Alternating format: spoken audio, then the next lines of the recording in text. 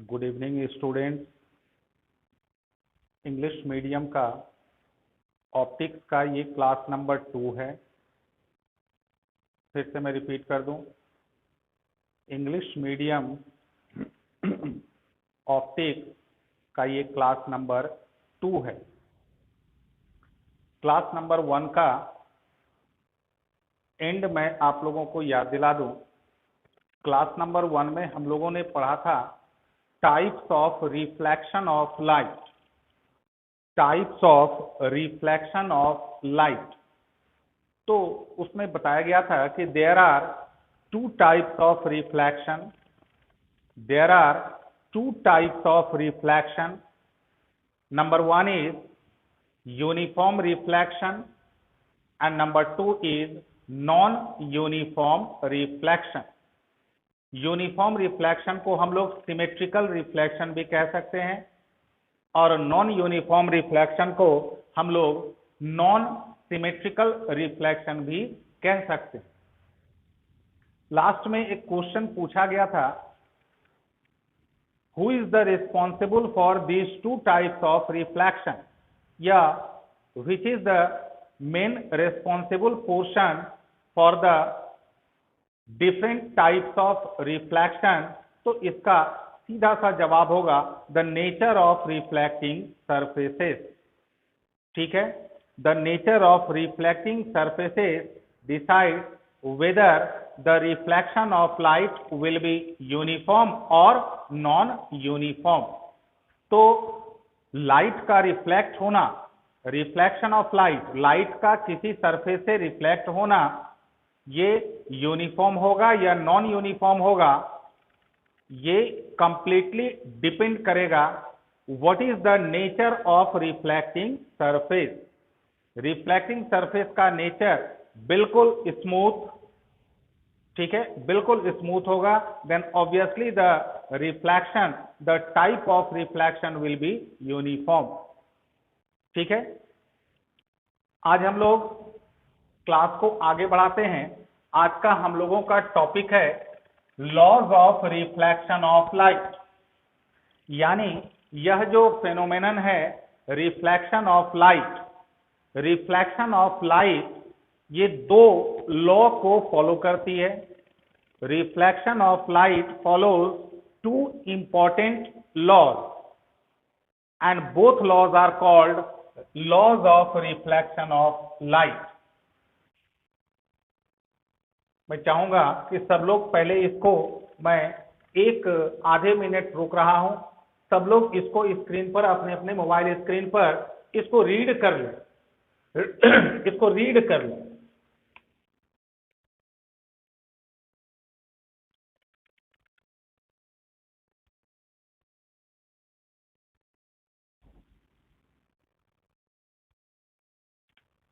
अब मैं इसको समझाने जा रहा हूं। Reflection of light, laws of reflection of light, law number 1, पहले मैं इसको रीड कर रहा हूं। The incident light ray, reflected light ray and the normal assumed at the point of incidence on the reflecting surface all lies in same plane. All lies in same plane, ये तो read हो गया। अब आप लोगों को right side में एक डायग्राम दिख रहा होगा, उस डायग्राम से हम लोग इस फर्स्ट लॉ ऑफ रिफ्लेक्शन को हम लोग थोड़ा सा क्लियर करते हैं। सबसे पहले बहुत सिंपल वे में, जैसे ये एक रिफ्लेक्टिंग सरफेस है, एक लाइट रे, हम लोग एक लाइट रे को एज्यूम करें क्योंकि हम लोगों का पर्पस है समझाना, समझना, समझाना। एक लाइट रे ऐसे आ रही है, तो जो आ रही है दैट लाइट रे इज कॉल्ड इंसिडेंट लाइट रे। जो लाइट रे रिफ्लेक्टिंग सरफेस पर टकराने आ रही है, उसको हम लोग कहेंगे इंसिडेंट लाइट रे।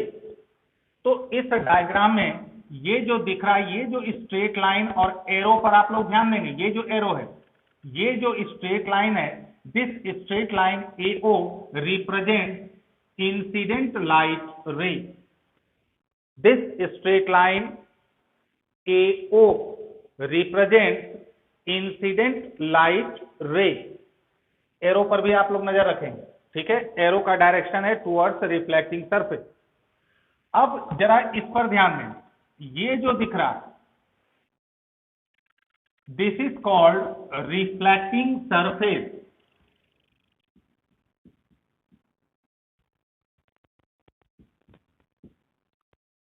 This is called reflecting surface.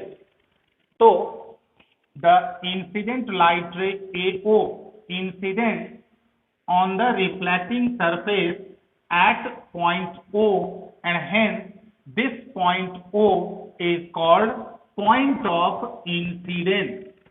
Means reflecting surface के जिस पॉइंट पर लाइट रे, इंसिडेंट लाइट रे आकर के स्ट्राइक करेगी, that point will be known as point of incidence, which is denoted by O in the given diagram.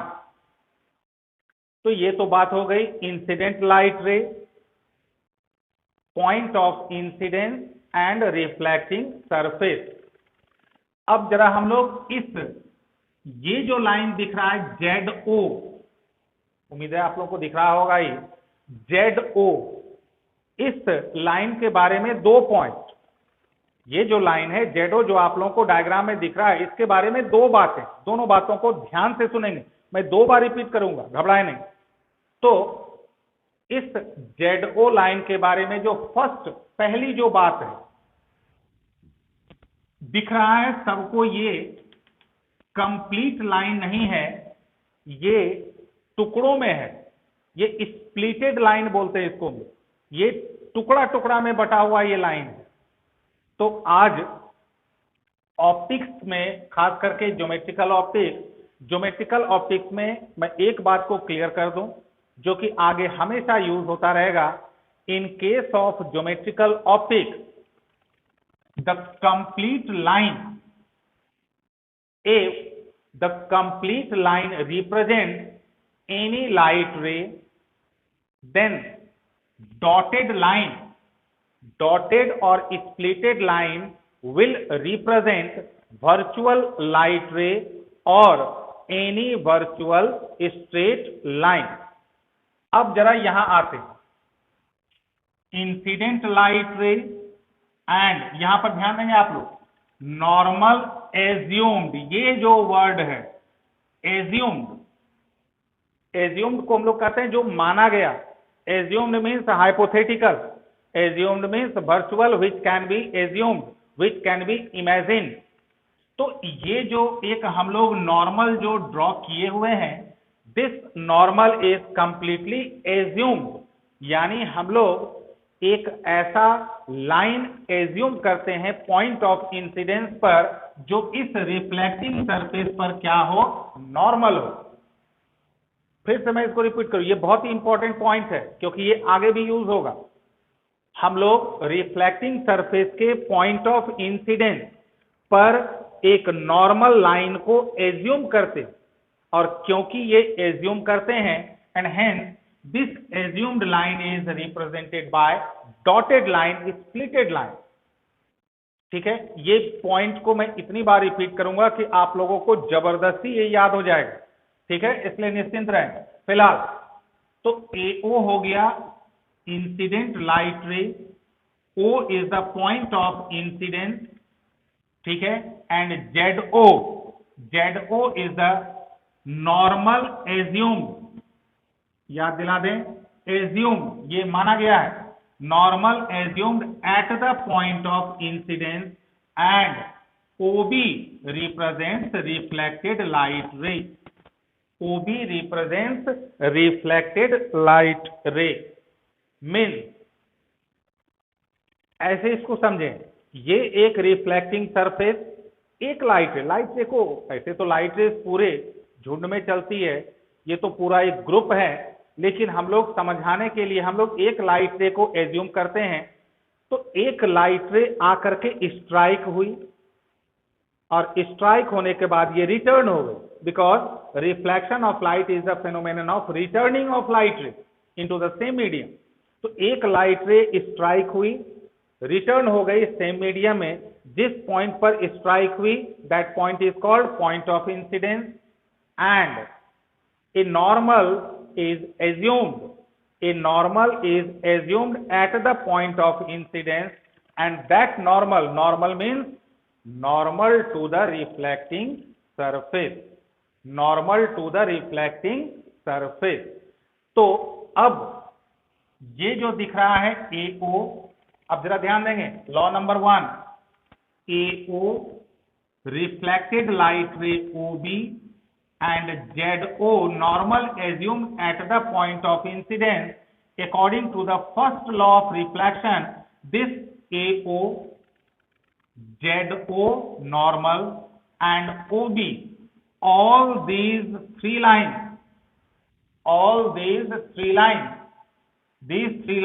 contains two light rays AO and OB, and one is assumed normal. These three lines always lies in a same plane, एक ही plane में होगा, ठीक है, ये 3 का 3 एक ही plane में होगा, ये आप लोग ध्यान रखेंगे। मीन इंसिडेंट लाइट रे, नॉर्मल एंड रिफ्लेक्टेड लाइट रे, these three light rays must be situated in a plane। Clear है? Incident light ray, reflected light ray and normal assumed at the point of incidence, these three straight lines, because these three represented by three straight lines, then these three straight lines must be situated in a same plane. This is called first law of reflection। तो मैं अंतिम बार repeat कर दूं, in case of reflection of light through any reflecting surface, in case of reflection of light through any reflecting surface, the incident light ray, number 1, the reflected light ray and the normal assumed at the point of incidence, all these three must be lies in a same plane। This is called first law of reflection। उम्मीद करता हूं आप लोगों को समझ में आ गया होगा। थोड़ी बहुत कसर जब रह जाए, जब हम लोग फ्रंट टू फ्रंट क्लासरूम में आएंगे, तो जिनको जो थोड़ी बहुत कसर रह जाएगी वो पूछ लेंगे डाउट। अब मैं आता हूं second law of reflection. Second law of reflection, ये जो पहले मैं रीड कर दूं, the angle of incidence and the angle of reflection has same value। बहुत सिंपल, एकदम सिंपल वे में इसको दिमाग में ऐसे रखना है कि एंगल ऑफ इंसिडेंस और एंगल ऑफ रिफ्रैक्शन का वैल्यू सेम होता है। लेकिन ये दोनों एंगल है क्या? तो पहले इसको हम लोग समझ लें कि ये दोनों एंगल है क्या। पहले आप लोग एक बार डायग्राम को फिर से जरा गौर से देख लें। इसमें आप लोगों को दो एंगल मार्क किया हुआ दिख रहा होगा, एक I से डिनोटेड है और दूसरा R से। इंसिडेंट लाइट रे, ये जो एज्यूम्ड नॉर्मल है, इंसिडेंट लाइट रे एज्यूम्ड नॉर्मल के साथ जितने एंगल को बनाती है, the angle made by incident light रे with the assumed normal is called angle of incidence, and since this angle is angle of incidence, hence this angle is represented by first alphabet I। So angle of incidence is normally denoted by angle I just because of first alphabet of incidence। अब जरा ध्यान देंगे, R, ठीक है, reflected light ray, reflected light रे assumed normal के साथ जो भी एंगल बनाती है, the angle made by the reflected light रे with the assumed normal is called angle of reflection. और आप लोगों को समझ में आ ही गया होगा कि why this angle is represented by r just because of first alphabet of reflection. So angle I means angle of incidence and angle r means angle of refraction. Angle I, angle of incidence just because of first alphabet I, and angle r, angle of refraction represented by r just because of first alphabet of reflection which is r. Clear है? अब आते हैं second law पर, फिर से मैं repeat कर दूं, the angle of incidence and the angle of refraction है सेम वैल्यू।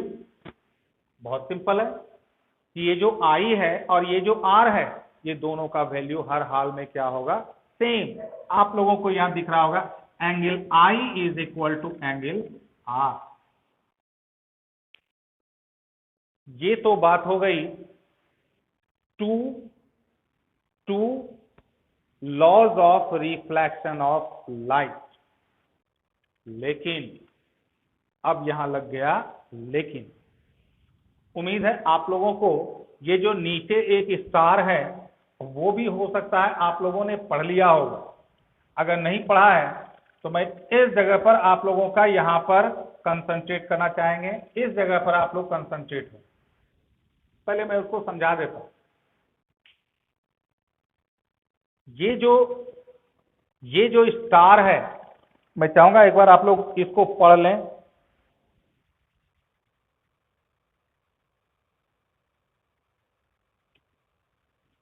अब मैं इस पॉइंट को क्लियर कर दूं।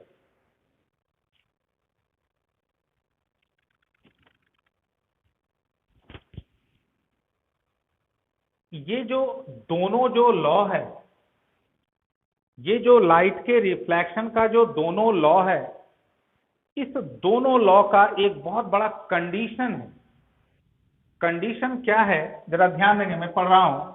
Both laws are applicable for uniform reflection of light. यानी ये तीनों लाइन एक ही प्लेन में होंगे। ये कब पॉसिबल होगा? In case of uniform reflection. फिर I और R का वैल्यू इक्वल होगा। ये कब पॉसिबल होगा? In case of uniform reflection. And may not be applicable for non uniform reflection. जैसा पिछले क्लास के अंत में बताया गया था, there are two formats of reflection, uniform and non uniform. these two laws regarding reflection of light fulfill or perform in case of uniform reflection, and ऐसा भी हो सकता है ये दोनों लॉ नॉन यूनिफॉर्म रिफ्लेक्शन के केस में follow नहीं हो। मीन्स रिफ्लेक्शन ऑफ लाइट, ये जो रिफ्लेक्शन ऑफ लाइट है इसका दो type, uniform and non uniform. The laws of reflection of light holds specially for uniform reflection and may not be hold in case of non uniform reflection। ठीक है। अब जो हम लोगों का नेक्स्ट टॉपिक है, रिफ्लेक्शन हो गया,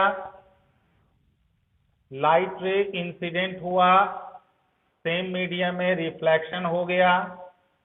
लेकिन अब इसके बाद एक बहुत ही इंपॉर्टेंट टॉपिक आएगा हम लोगों का, रिफ्लेक्टिंग सरफेस। Reflecting surface. तो बेस्ट रिफ्लेक्टिंग सरफेस इज,